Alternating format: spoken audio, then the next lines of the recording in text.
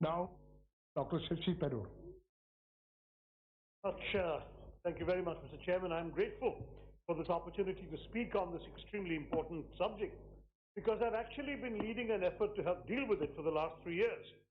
I've taken the initiative to bring together a group of civil society stakeholders, healthcare experts, practitioners, Director General of AIMS, technical experts, and a few fellow MPs who are willing to accept my invitation to an annual closed-door discussion on the magnitude of the current crisis of toxic air quality across our country.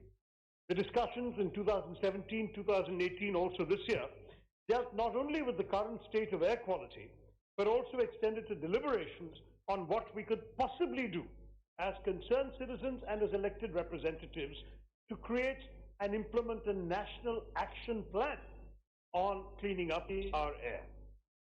Since the inaugural meeting in 2017, this platform has brought together some of the most accomplished and experienced stakeholders on this issue of vital national importance, including for the first time this year, the Honourable Minister of the Environment, our good friend Sri Prakash Javadekar, who addressed this year's gathering in a comprehensive ideation of this government strategies to address air pollution. So I think we're on the right track, and I'm glad to see that the Honourable Speaker has taken this conversation forward at a time when it simply cannot be ignored anymore, because, I'm sorry this is the case, the issue of air pollution has simply so far, until this debate, so far not been given the due recognition it deserves, or even serious discussion within the walls of this august chamber. In the few times it has become a political hot potato, it's always in the few weeks before and after Diwali. In fact, just after Diwali is when the debate also peaks, as does the AQI. And the situation we have is focused on urban centers, is very often reduced to a Delhi-Punjab debate, and honestly that misses the larger point, that this is a national crisis, a perennial issue, not just in November, and it's a pan-Indian problem we must solve together. The 2017 State of the Global Air Report, there is one more last year, I've not seen it, published by the Health Effects Institute, revealed that since 1990, the number of ozone-related deaths in India has risen by 150%. Staggering figure. The economic implications of deteriorating air quality are ominous as well, with a 2013 World Bank study estimating that welfare costs and lost labor income due to air pollution cost the exchequer nearly 8.5% of India's GDP. So our GDP would be that much higher if we dealt with our air successfully. Labor losses due to air pollution, in terms of the number of man days lost, for instance, resulted in an estimated calculated loss of $55.39 billion in a single year, and further premature deaths will cost our country an estimated $505 billion, or roughly 7.6% in this coming fiscal year. And the effect on our quality of life is also incalculable. We can't do it in numbers. But I remember when I was a student at Delhi University in the early 70s, September to February used to be the best months of the year. Today, let's face it, these are the worst months of the year. And we are in a situation in which I can talk about a diplomatic friend of mine who, after 3 years service in Delhi, was taking his exit medical examination, and his doctor asked him, how many packs of cigarettes do you smoke every day? And the poor diplomat protested, I'm a non-smoker, never smoked in my life. And he said, your lungs show otherwise. And the poor chap had never lit up. He had merely been breathing Delhi's smoggy air 3 winters in a row. It really is that bad. The New York Times former India correspondent Gardner Harris wrote a famous, or perhaps to many of us a notorious, article in 2015, in which he explained why he was leaving his post prematurely. He says, merely living in Delhi is damaging my children's health. Describing the asthma and the travails of his 8-year-old son, Harris wrote that Delhi, and I quote, was suffering from a dire pediatric respiratory crisis, with a recent study showing that nearly half the city's 4.4 million school children have irreversible lung damage from the poisonous air. Irreversible lung damage, Mr. Chairman. He felt that he and other expatriates posted to Delhi were pursuing their careers at their children's expense, and he concluded that it was unethical for him and those who have a choice to willingly raise children here. He picked up his kids and left India and wrote about it. And this is the kind of thing that makes many, as Rajiv Pratap Rudy was mentioning, many foreigners hesitate to even come to our country. Rudy साहब कह रहा था कि जब लोग तिरुवनंतपुरम से दिल्ली आते हैं उनकी हालत क्या है। मैं बता सकता हूं, मैं तो हर हफ्ता आता हूं तिरुवनंतपुरम से दिल्ली, और मैं कहूंगा कि जब हवाई जहाज से उठाता हूं तो खांसी आती है, जब सांस लेता हूं तो खांसी आती है। That's the experience of all of us in Delhi, and this is the situation that we are finding ourselves in the nation's capital. The New York Times correspondent may have a choice. Unfortunately, MPs and most Indians don't. So a study was conducted by the Kolkata-based Chittaranjan National Cancer Institute, just of school children in Delhi between 4 and 17 years of age. And they found that the key indicators of respiratory health and lung function are markedly worse than their counterparts elsewhere. In fact, the figures are twice to 4 times as bad for children in Delhi than in other places. And according to the Cancer Institute, these are not reversible. So it is actually true to say that bringing up our children in Delhi is a crime against our children. Toxic air quality is a silent killer, and today in India, the air we breathe has itself become a public health crisis, one that is slowly but surely crippling our country. But at the same time, this is not politics, because honestly, it's like what I've been saying for some time about our foreign policy. I always say there's no BJP foreign policy or Congress foreign policy, there's only an Indian foreign policy. And so too with air quality. Our political differences on the subject have to end where the stratosphere begins, because you and I and all the other members from other parties are breathing the same air. There is only one Indian air quality. Currently it's pretty bad, and we need to address its toxicity together.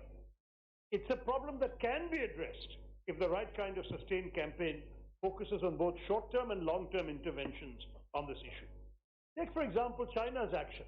As recently as 2013, they had peak toxicity. They were higher than us. Beijing was worse ranked than Delhi. But with public scrutiny mounting in the wake of the Beijing Olympics, China formulated a National Air Pollution Action Plan, which imposed stringent controls on emissions, strict guidelines for air quality checks, and China's air quality strategy since, though it's still in an incipient stage, has made a lot of difference, and Beijing is no longer joining us or competing with us for the worst, most polluted city in the world. That's a valuable lesson we can learn. Of course, India is not China. We are a democracy where the smallest voice matters and where the means are as important as the end. So we cannot have any compulsion or other methods that the Chinese use. But we can certainly see what worked there that we can borrow here. Today, somebody put on social media this picture of this video of this tower that they have in Beijing that soaks up the smog, converts it into carbon particles that are then compressed into diamonds. And if you buy a diamond ring, you are actually donating to cure the smog of Beijing. Now, if they can do that in Beijing, is there a possibility of doing it in Delhi? Worth finding out. I just feel we should explore what others have done. We don't have to reinvent the wheel. Now, India has, of course, shown commitment and willingness. A new national clean air program is important. And as others have been saying, the involvement of the government in the Copenhagen Agreement, the Paris Agreement, and so on. But still, the pace of action at home, in terms of what we are all breathing, has been found wanting. Let's accept that our wealth of civil society stakeholders and technical experts have not been adequately consulted. There's been very limited public consultation by the government on the plan and its targets. The timing is also a matter of concern, because the plan was announced just as the previous government, that is the Modi government part 1, had just wound up its term, and there was immediately obviously no follow-up. We need to pick up the threads in now Modi part 2 or BJP part 2, NDA part 2 is what you probably want me to say, and actually resume concrete steps towards implementation. I think this discussion alone is not enough, Mr. Chairman.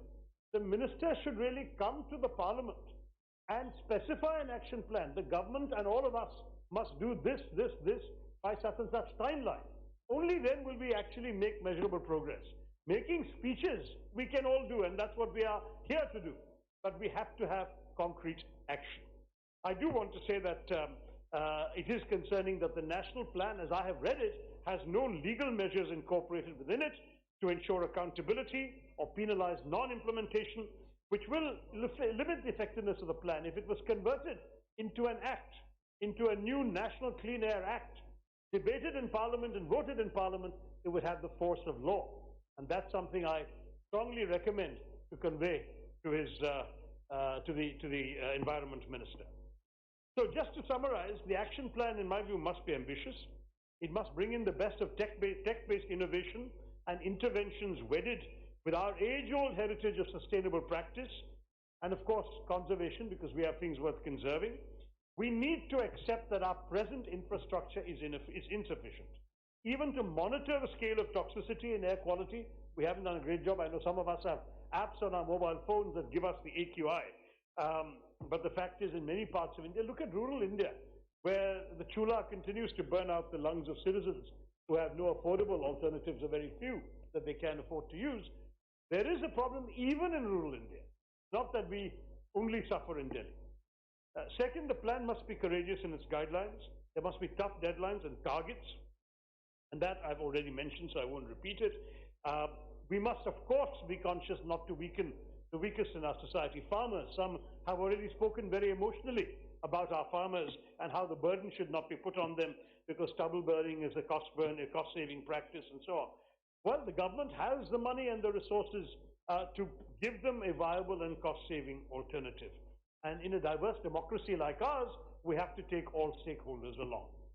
Third, we must have a collaborative action plan. That is, we must bring together the best minds in our country. We must take the civil society on board, use our cutting-edge technical resources, the vast knowledge pool we are blessed to have. I must say that I've met many very impressive experts on the question of air quality who are frustrated that they can't even get an audience with the members of the executive dealing with this issue. I think it's important that we now work together in a collaborative spirit, and that's why I convened my roundtable all these years in order to create a platform that will strengthen these bridges, and I hope that Parliament can be the right forum to take it forward. Now, we all are realists. We know this is not going to change overnight or even in a year or two or even by the end of this Parliament in 4.5 years. But the fact is, we must sow the seeds of our campaign against toxic air now if we want to breathe better air when we come back, if we come back in the next session of Parliament. It is genuinely not too late. The fact is that this national crisis cannot just be confronted after Diwali or in the winter months. It is extremely important that we understand the urgency of this as well as the widespread impact that our actions need to have and should have across the country. I do want to stress it's not just an environmental issue. Only the Environment Minister is listening to our debate, but it's also a national health issue. Many of our doctors, as I mentioned, the Director General of AIIMS was in, I'm just concluding, sir. The Director General of AIIMS is an expert in respiratory illnesses. Doctors have testified on what the health crisis is on this issue. It's an economic and development issue, as I gave you the figures from the World Bank.